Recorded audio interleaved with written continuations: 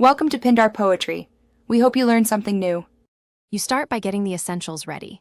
Power your phone, enable mobile data or Wi-Fi, and unlock the camera. Once done, open the Kcet scanning entry point, either the app scan screen or the camera with QR detection. Point the lens steadily at the code and keep it centered. The scanner reads best when the code fills about half the frame. If the scanner doesn't trigger, move slightly closer or tap to focus, because proper focus and network access are required for the next step. Once the QR code is decoded, you often get a link or app action. Allow any camera and network permissions immediately so the flow continues. Check the displayed destination to confirm it's the Kcet action you expect, because verifying prevents misdirection.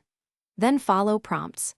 Sign in with the required credentials or single sign-on, choose the session or resource you need, and accept any consent dialogues. Make sure to read required fields. Incomplete fields will block progress and return an error later. Finish by completing any final forms and submitting. Save screenshots or confirmation numbers for records.